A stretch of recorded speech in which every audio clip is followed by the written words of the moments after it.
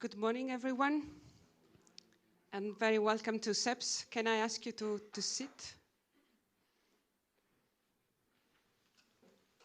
So good morning, everyone, and it's a great pleasure to welcome you to SEPS this morning.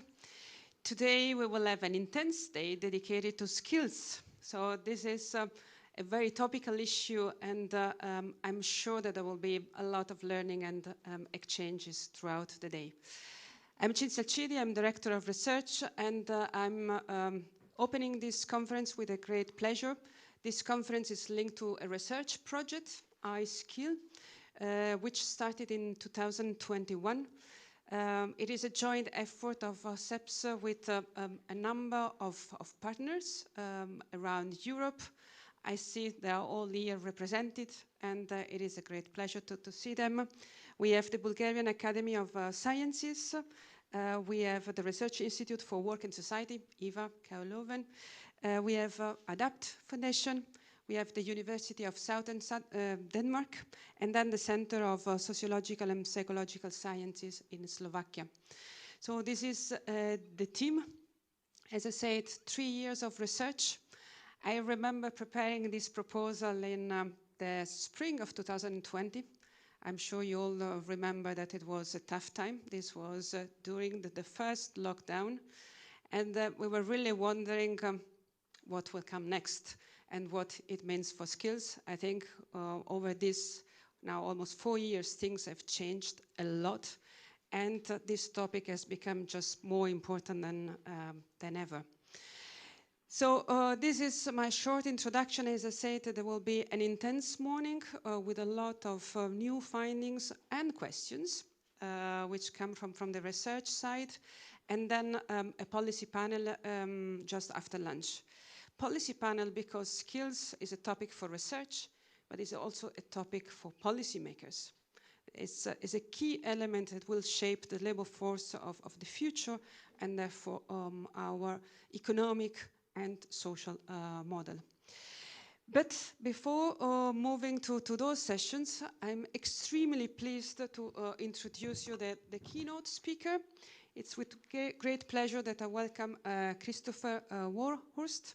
He's director of the Warwick Institute for Employment Research. Is probably one of the most renowned experts when it comes to jobs and employment, with a lot of work done on quality and on skills. He has an impressive production of research outputs, but he's also advisor to governments, government of Australia, UK, and Scotland. This just highlight how this topic is key both for research and policymakers. Without further ado, I give the floor to Christopher. Thank you. Thank you. Thank you very much. Good morning, everybody. Thank you for the invitation to the organisers. Very nice to be here. As has been said, this is slightly strange walking around. It's very nice to be here. I used to work with an American colleague who was very nice, but he always had one rule, which is, if you do anything wrong, never apologise. And it used to drive me crazy. I do not adhere to that rule, so I'm going to break his rule and apologise in advance. And my apologies are for the slides. They are what might be called very old school, and that's because my IT consultant, my 10-year-old daughter, is in hospital this week, and she couldn't fix my slides for me. And if she sees them, she'll be horrified. So I'm apologising in advance for that. And I was hoping she'd come here with me, and she would probably explain to you how useless I am at anything to do with IT. So really, I want to talk very briefly about around 3 questions. What do we mean by skill? What's happening to skill? And then to show how some of these debates about what is skill and what's happening to skill are playing out around future skill needs, and particularly green jobs and green skills. And my institute does a lot of work, primarily does work on policy-orientated problems. And usually for government. Some government minister in Scotland will ring up and say, why aren't more women working in supermarkets? And we have to go off and find out why more women are not working in supermarkets.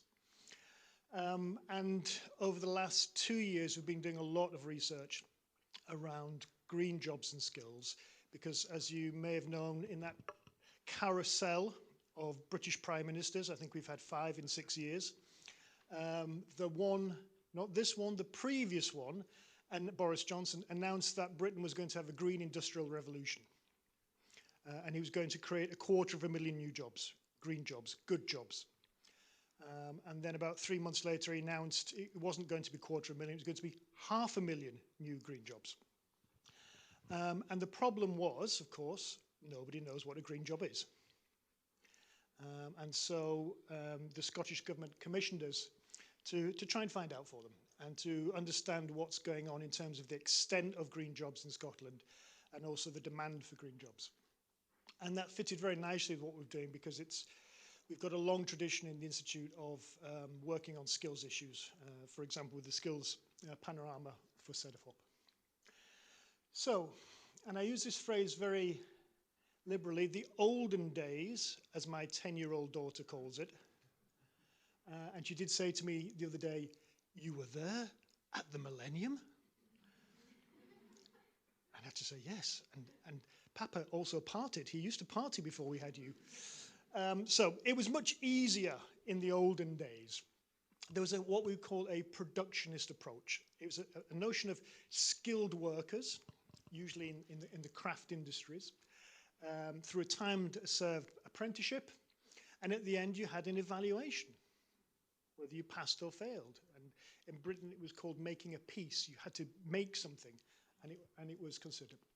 It's very what I would call the 2 M's. It was very male-orientated and typically focused in the manufacturing and engineering industries.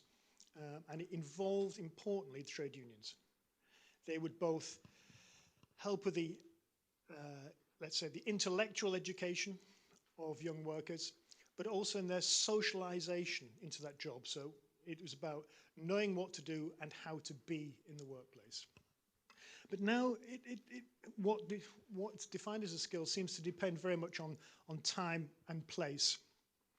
It is the case that the 2 M's version of what we mean by a skilled worker still exists, but it typically tends to be still in manufacturing industries and in countries which have got a larger manufacturing sector. And I can think, for example, in the UK, Rolls-Royce, they do proper apprenticeships still, and they're very highly sought after. They are the gold standard in the UK. It's the old model of doing an apprenticeship. But that model has been challenged by the rise of services and what is an apprenticeship in the services. And in the UK, it was the case that you could do an apprenticeship in some of retail for less than a year.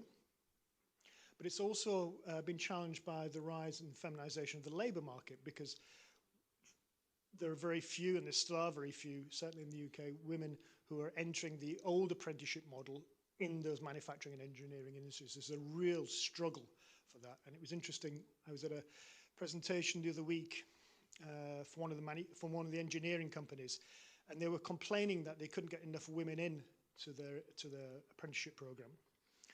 And I held up and showed them their brochure for it, and it was 2 young males on the cover. And I said, you need to start sending signals out.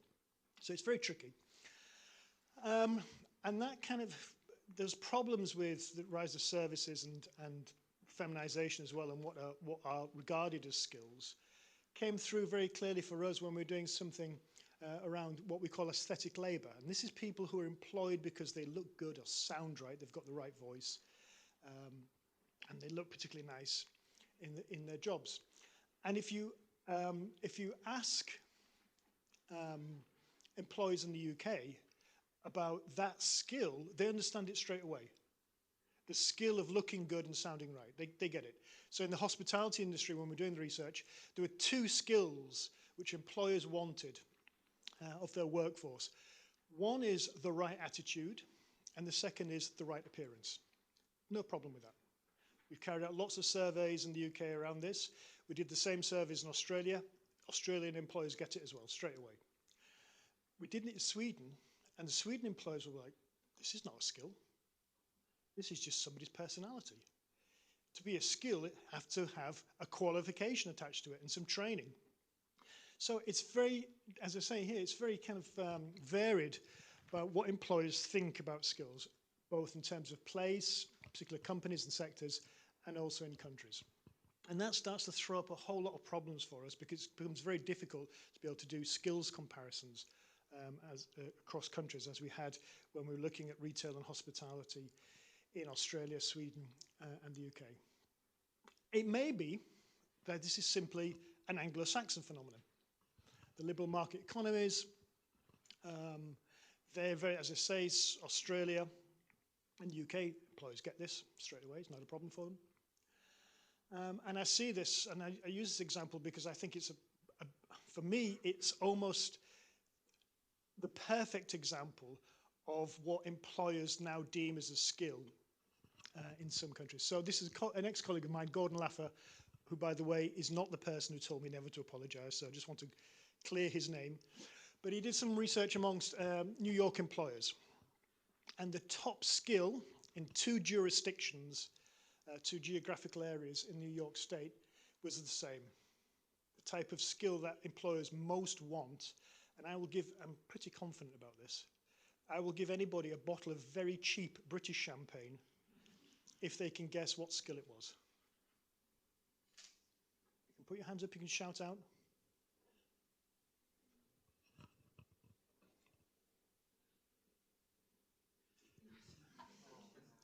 The capacity to stay drug-free. That's their top skill. When that became a skill, I don't know. Maybe I was sleeping and I missed it. Maybe I was, maybe I was doing drugs at the time and I missed it. I don't know. But the capacity to stay drug-free is their #1 skill. Now, we can laugh at that, but it shows that there's a problem with labor in New York. And in order to be able to do your job competently, you can't be on drugs. So it's very interesting, I think, about how we think about what skills are. You might say it's an issue to do with liberal market economies. But there's some evidence, particularly from my colleagues in Germany, that productionist model is breaking down there, partly again because of the rise of services in those economies, particularly around the hotel sector in Germany, where to be fair, there's been an infiltration into the sector of non-German companies, particularly American companies coming in. So maybe it's breaking down slightly there. But perhaps what we should really be thinking about is skill as an umbrella term. It includes lots of things, and particularly 2 A's. You can see them. I've got my 2 M's, I've got my 2 A's. I'm quite happy. My daughter would like that. We have what I would call achieved and ascribed skills. So achieved skills are those skills where you do some training, you learn, you do some qualification, so it demonstrates your competence in that. And then there are ascribed skills, which are socially constructed. And typically, employers define what they mean by a skill. They will ascribe a certain activity as a skill. And I think in part that's been compounded because there's been a shift in how skills are defined and formed away from, I've seen here, colleagues, labour involved in trade unions, to employers. Employers now more able to define what they want as a skill. But also maybe employers use customers as well. And this is my colleague Chris Tilley wanted us to have 4 C's. So we have colleagues, which is labour, capital, customers, and possibly credentialers as well, because the credentials are very important. Universities and colleges, very important in defining what we mean by skill now and trying to drive that process, because in many cases they're looking for money. So I can see in the UK now, the government created, and partly through my institute, something called the apprenticeship levy, where large employers had to give a lot of money, and then other employers could bid for this money to create apprenticeships. And what happened, the universities in the UK went, ooh, there's lots of money there. And they started creating apprenticeships. So we now have degree apprenticeships in UK universities, and even master's level apprenticeships. So what they're doing is simply rebadging existing qualifications in order to be able to draw on that pot of money, and it's been very successful.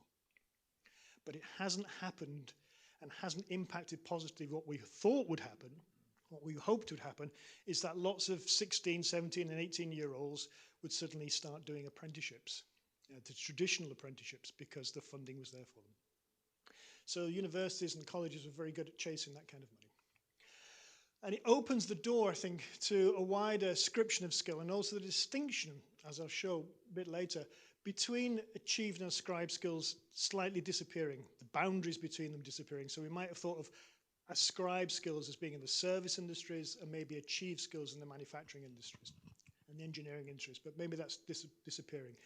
And as I say, some of these developments are now being played out in the green industrial revolution in the UK. And I want to talk a little bit about what we did there.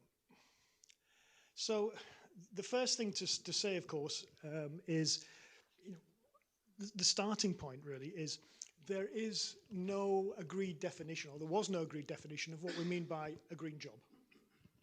So on the one hand, some people, the purists we call them, look at particular products like wind turbines. And they'll say, that's a green industry. And what we will do is we'll count the number of people who work in companies or the industry, the wind turbine industry, and that's how many green jobs there are. That's fine. I don't have a problem with that.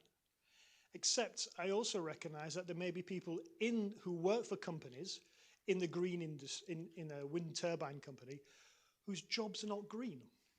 So there may be, for example, an administrative assistant who's using a computer all day long, which is using non-renewable energy. That's not a green job. They may be making a green product, but they're not a green job. And in the push for net zero, all the economy should be moving in that direction, not just particular companies. So we regard that as a kind of false positive. On the other hand, there may be some industries, like the legal profession, where there's now a rise and a demand for, in the UK, for environmental lawyers. But that legal services wouldn't be classified under that product market, so that creates a false negative. There are people, jobs in legal services that are not being classed as green jobs. So one of the issues about this is how do we try and work towards this? Well, one of the things I think there's a consensus around now is there's a need for an inclusive definition. Because of net zero, all the economy, all industries, all jobs should be moving and contributing to net zero.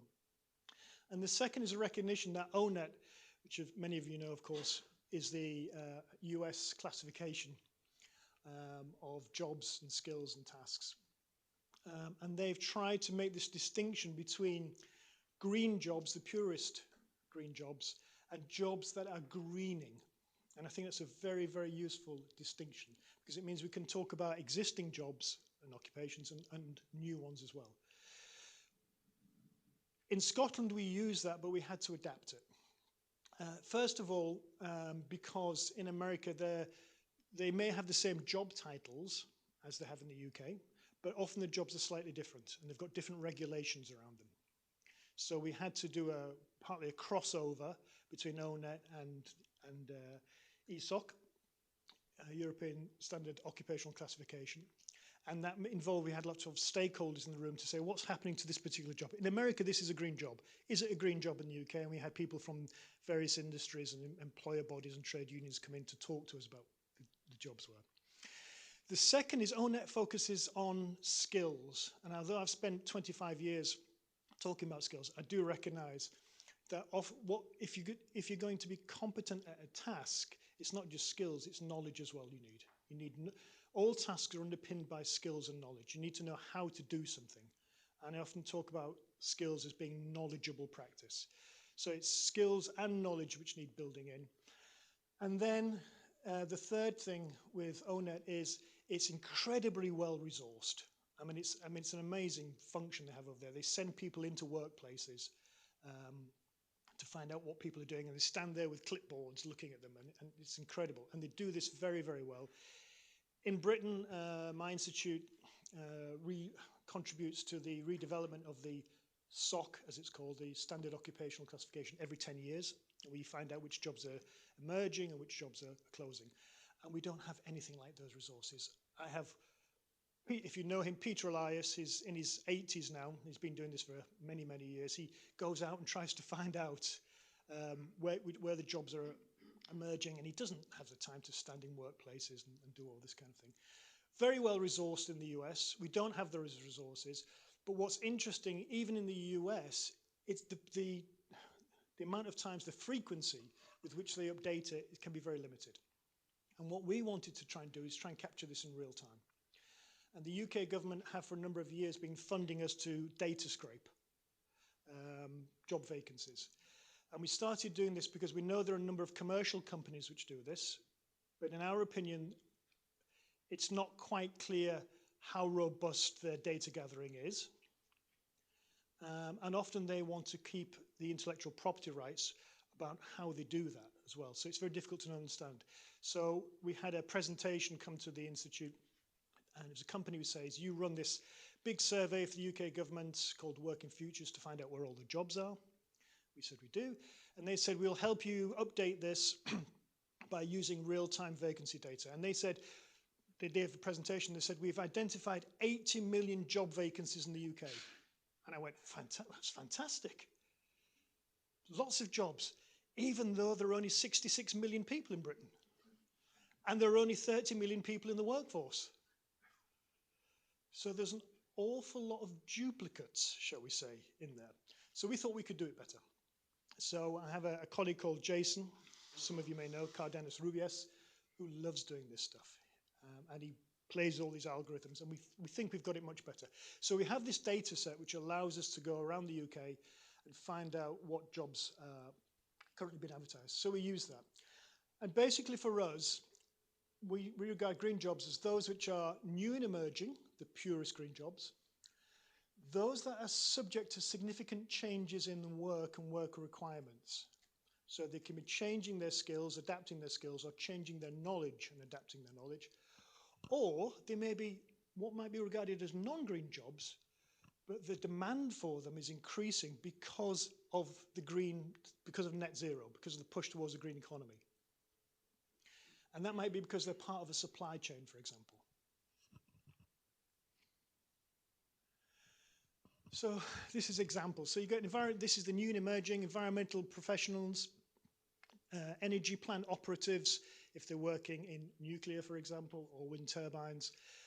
Architects having to change, in the middle there, enhanced skills and knowledge. They're having to change their knowledge base to think about, for example, better insulation, the way that buildings are going to be designed to allow air to go through them in the future in order to cool houses with global warming. And then on the other side, the increased demand, the things that we've had for 20, 30, 40, 50 years, transport and distribution clerks and assistants, people who work in transport companies. An example of that is we've been looking at the hydrogen industry in the Midlands. And what we've said, there aren't very many jobs in the hydrogen industry. And it's actually very difficult to classify the hydrogen industry. But we think it includes people who make the hydrogen, people who move the hydrogen around, and people who drive things like hydrogen buses, hydrogen fuel buses. So there's a whole set, and of course, a lot of this with the electricians. Electricians have been with us for 100 years, but there's a big demand for them because we're now electrifying everything, moving away from diesel and fuel, for example, the trains. So that's just some examples. So what we end up with is 4 types of jobs. And this, believe it or not, this is what my 9-year-old, as she did. I tried to explain things to her, and she came up with this thing, which I think is amazing. I've told her it's copyrighted for me, though. Papa gets the cash. Anyway, green jobs in green industries. But there are non-green jobs in green industries. There are greening jobs in non-green industries. And there are non-green jobs in non-green industries. So there are 4 types of jobs now. And we've been trying to explore these. And as I say, the Scottish Government really take this thing very seriously and commissioned us to look at the extent and the demand for this in Scotland. And we've been looking in Liverpool, the northwest of England, the northeast of England, the Midlands, and we're currently in York. We do it at city level as well when we can, and we're doing it in the very north of Scotland, where there aren't very many people and there aren't very many jobs. So it's been particularly difficult. But anyway, we look at these four categories, these four types. As I say, we use at the bottom there the job vacancy data, which the UK government have been paying us to collect. And during lockdown, the system kept crashing, and I had a special letter from the government which allowed me to go into work to keep pressing the button to reboot the computer. And then we use the labour force survey, which we've, as you know, is EU extensive. So this is what we find for Scotland. And remember, there's a big policy push in Scotland. You find that, on the one hand, most jobs are still non-green jobs in non-green industries, 60%. On the left-hand side, new and emerging green jobs, very small. And the demand, interestingly, is not increasing. It's flatlined at about 4% for about, over the period that we've been counting, since 2019. The interesting one is the one almost in the middle, enhanced skills and knowledge. So these are existing jobs, but jobs that are adapting. And that's really the good news for Scotland, is there aren't many new and emerging jobs, but clearly the economy is transitioning towards net zero. So that was very good for them. They were pleased with that. And when we've been trying to look at skills within jobs, skills and knowledge within jobs, we've been trying to capture, through Jason's algorithms, job descriptions which include green-related phrases. And I'll give you an example of that in a second. But what was really interesting is that it starts to rise from 2019, and that's when the first Minister of Scotland, Nicola Sturgeon, made her first big policy statement around this. So you can see that politics does matter in that sense. It really started changing, shifting the conversation in Scotland. Having said that, of course, she made the announcement, and policy was running ahead of the research. And that's why we were brought in to try and find out what was happening. And you can see it's been rising. This is an example of, and this is where my 10-year-old would have some nice red, bright lines around things to indicate things for you. But you can see that there is some knowledge required here of these jobs, some ascribed skills, and some achieved skills. So if you look at the very bottom, the qualifications, you have to be a chartered engineer. That's an achieved skill. If you look in the middle, it says, I'm sorry it's so small, first-rate communication skills. And just above that, it says the ability to coordinate technical specialists. Not be a technical specialist, it's the ability to coordinate them. So there's some of the achieved skills, and of course the various knowledge spaces that they need, and you can see at the bottom bullet point, knowledge of the design and application of a range of technologies, including heat pumps, biomass, solar and wind. So clearly there's knowledge in there, there's ascribed skills, and there's achieved skills as well.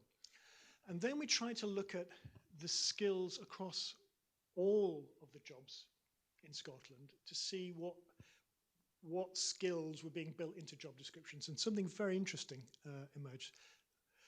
Again, there should be some red circles here, but all you need to do is just look at the top two rows in each column. And when we talk about green occupations, we're talking about all three of those occupations. So the new and emerging, the enhanced skills and knowledge, and the demand. And you can see the top two skills are working as a team and communications. If you look at the non-green occupations, top two are communications and working as a team.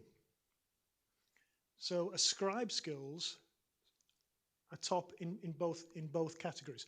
Of course, the green specific knowledge base doesn't come up very much because, of course, only 4% of occupations in Scotland are in the new and emerging categories.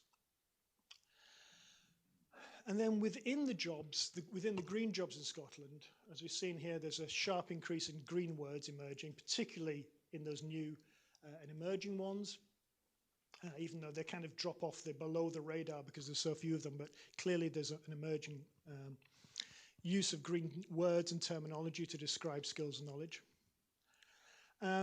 But there are jobs which are emerging which are not even captured in the ESOC 2020. So net zero engineer, the one I just put in there, doesn't appear in SOC 2020. It's only just emerging. So we're able to capture that in almost real time through the data scraping.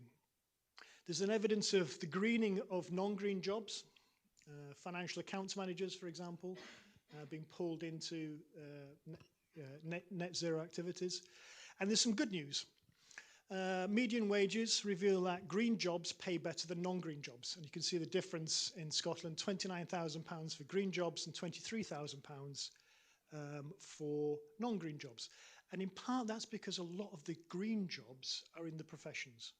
They're in the engineering professions. There is a question mark, however, about whether it's a just transition. And this is something the Scottish Government's interested in.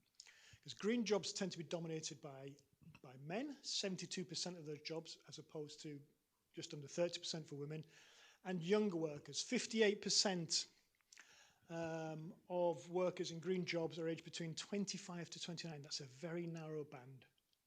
Below that, it's about 8%, and above that, it's about 30%. So there are not that many older workers in this. So what can we say? We can say that skill, I think, is a bit like jelly. It's really difficult to pin down. It moves around the plate a lot. It's very dynamic. It's shifting.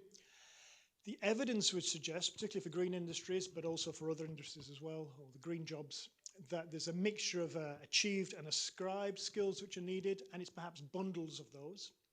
And that, I think, replicates some of the work that my colleague Sally Ann Barnes has been doing with people at Tudo in Dortmund, which is really we ought to be thinking about a range of skills for particular jobs. It does raise questions about skill formation and how we develop those skills in workers. Can education and training respond to both achieve skills and ascribe skills? And if jobs are going to improve the green revolution or push the green revolution, there may be good jobs as measured by pay, but there is an issue about who has those jobs and whether or not we can deliver an equitable transition to net zero and an industrial revolution. We have to bring more people in. So thank you very much.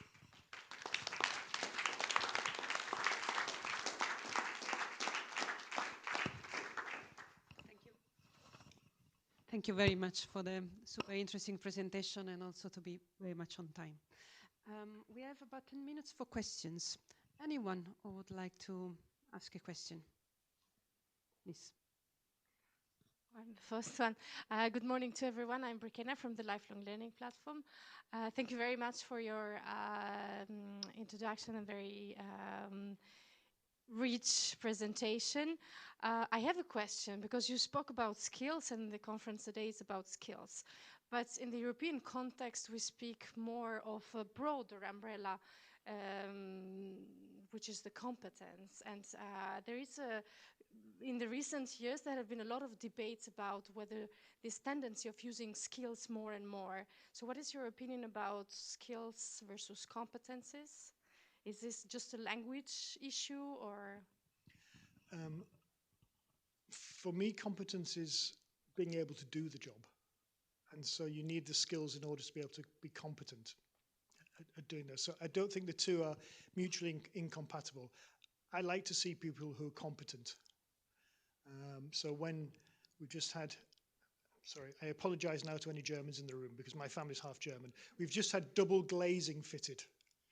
And my brother-in-law, who's a project manager, housing manager, said, Germany's standard now is triple glazing. But when the guys came to do this in the house, we wanted somebody who could do it. They had to be competent at doing it. But I would like them to have the skills to be able to do that and the knowledge to be able to do it. So I think sometimes we make a false distinction between the two.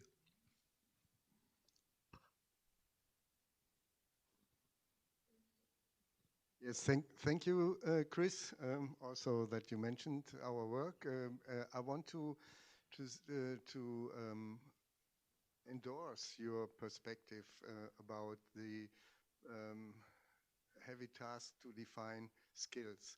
So one good approach, in my opinion, are the sectoral blueprints from the new skills agenda, where we are focusing on specific sectors and industries.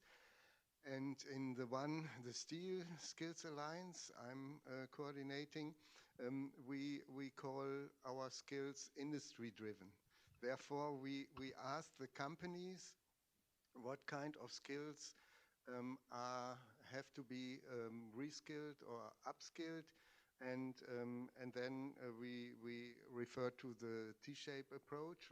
The technical skills are not so problematic for the companies. They know what they have to train. But the transversal skills, and we referred there to digital, green, social, methodological, and individual, they are the main challenge. And this is not a challenge of one sector. So looking at other sectors, which I do in the Industrial Symbiosis Skills Alliance, looking at other sectors, they have a specific approach to skills, like you mentioned it. And but there are also transversal skills which should be taken into account, and that helps also. They should be a bit defined, let's say, across the sectors from another side. Mind if we take another question? I think there is a... Hi, thank you very much for the presentation. I'm Ivana Studjana from Slovak Academy of Sciences. We're one of the teams who will present our field work. And my question is about mental health. You pointed to the New York. It's not only New York, it's the same in Slovakia. It's at the level of the companies. It doesn't have to be necessarily really drug use, but substance use and the pressure on mental health has been pointed to also very much in connection with the automation, with coming from more manual work to work with robots, which the workers find more stressful. And that's also one of the reasons why people would not even be interested in upskilling and go to more qualified jobs, because the stress which is related with the more qualified jobs in automated industry puts pressure on their mental health. So would you have any suggestion where the policy would go in this respect? Because the companies are quite efficient in dealing with the vocational and sometimes even transversal skills, but this is a bit out of their range and maybe the scope that they could do for their employees. There are two other questions. Maybe if you want to react, and then we go for another round. Okay. Tony, thank you for your endorsement. I appreciate that. Just specifically on the technical skills, and you suggesting it's not a problem. I absolutely agree with that. I mean, one of the things which comes very clear if you're looking at enhanced skills and knowledge, the people in these jobs don't need to do new degrees. They don't need to do new master's degrees. What they really need are refresher courses, in essence, to update their existing skills. So it's, I don't know about elsewhere, but in the UK, we're now starting to call them micro-credentials, small blocks. We might have a module in a university to update their skills. And that's much easier for companies to do. So that's good. Mental health.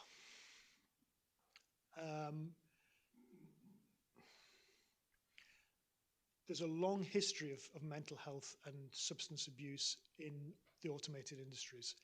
If you've ever read Rivethead, I don't know if you've read it, it's a book by a guy called Ben Harper, who worked for General Motors in the 1980s and 1990s, and he kept a diary. And basically, the only way he can get through his shift is to drink lots of alcohol. And we laugh, but this guy, I mean, if you buy a General Motors car and it doesn't work, it's because this guy was probably making it. But no, he said it was just endemic. That was the culture. In order to get through the shift of automated, boring work, you drank. But there's a bigger and wider problem, I think, with mental health. And Eurofound have recently published a report, their kind of annual report, and making a link between mental health and people working in automated and AI-based industries, partly with stress working with them, and partly because it may change the nature of work because you're working with a robot and not a colleague. However, the bigger problem, I think, is that we actually don't design jobs to be healthy. And we're trying to persuade the UK government, or I'm trying to persuade the UK government to give me lots of money to try and change that. So what I want to do is to set up a centre for creating healthy jobs. And we look at the design of jobs, because it seems to me that we deliberately design jobs which are unhealthy. We've got huge mental health problems. And the data we have, and Deloitte have been very nice. Deloitte gave us some money. And the biggest factor in mental health is workers not having voice or control over the jobs. That creates lots of stress. That kind of classic job demands model. You've got lots of work to do. You don't have the resources and the support of your managers to be able to do that. It creates mental health. why don't we just, instead of sending them on Pilates courses or mindfulness training, which is what my university does, send us all a mindfulness training, if you want it to relieve our stress, why don't we think about redesigning the job so we have voice and control built in? We have supervisors and first line managers who are trained to be able to encourage that kind of thing. So I think, yes, there's a problem, but I think there's a wider and bigger solution needed to that. Thanks a lot. There are two people. Yes. Gentlemen. Yeah, my name is Vasil Kirov from the Bulgarian Academy of Sciences. Thanks a lot, Chris, for your excellent speech. Short comment and a short question. 10 years ago in the Walking project, you funded project, we saw that part of the green jobs, for example, sorting waste or working in renewables, can be associated with bad work quality. And I think it's very important that you also point out that greening is not always meaning good quality of those jobs. My question is related to the context. Can you compare your experience and mapping in Scotland to other European or other countries and issues about the spread of these green jobs, about the approaches to catch them? And thank you. Kurt Geisert, I'm one of the guides in the House of European History. You touched it, but perhaps you can elaborate a bit more. Why are green jobs so dominated by men? 72%. I guess ladies have the same mindset. Thank you. Chris, for you, before we close. Vasil, thank you. So we've taken the methodology. The Scottish Government have adopted this. It's now their official approach to this. There are political tensions, as you might appreciate, between Westminster and Scotland. So there are some debates about whether, I'm going to be very positive, whether it's advisable for Westminster to learn from Scotland. In the meantime, the English regional governments, the devolved governments within England, are also adopting this. So as I said, we've done this for cities, we've done this for regions. We've probably done about 5 or 6 regions and cities now. And so there's a kind of de facto adoption of this within England. It would be really nice to be able to do this for Europe. And Jason is now working with a team. There are representatives here from a new project called Bridges, where we're hoping to try and do something similar for the rest of Europe, but it will probably take a bit longer. And then the short answer is because males dominated the traditional craft industries, and those are the enhanced skills, so they're still there. And secondly, the sorts of professions which form the core, there are about 4 professions which form the core of the new and emerging ones, are in the engineering and engineering professions. So again, they're male dominated. Thank you very much, Chris. Thank you very much for everyone to contribute to this session.